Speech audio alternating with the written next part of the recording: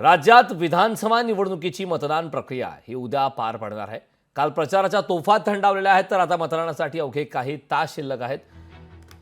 तर त्यासाठी अंबरनाथमध्ये शासकीय यंत्रणा सज्ज झालेली आहे।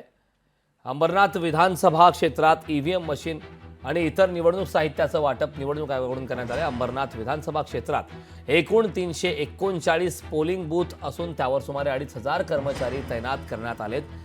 तर पोलिसांचाही मोठा फौजफाटा त्या ठिकाणी तैनात करण्यात आलाय। अंबरनाथ विधानसभा क्षेत्रात 3,74,664 मतदार असून यंदा नवमतदारांची संख्या देखील मोठी आहे।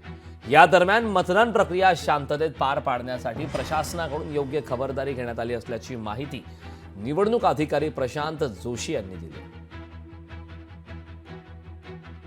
सर्व पोलिंग पार्टी ज्या आहेत त्यांनी आज इथं ईव्हीएम मशीन्स त्याचप्रमाणे जे इतर साहित्य लागतं ते या ठिकाणाहून स्वीकृत केलेलं आहे। आणि साधारणतः प्रत्येक पोलिंग पार्टीमध्ये 6 कर्मचारी असतात, असे साधारणतः 2,040 कर्मचारी, त्याचप्रमाणे आपले 51 सेक्टर ऑफिसर्स आणि इतर सपोर्टिंग स्टाफ 350 असा जवळजवळ 2,500 स्टाफ या कामामध्ये आहे।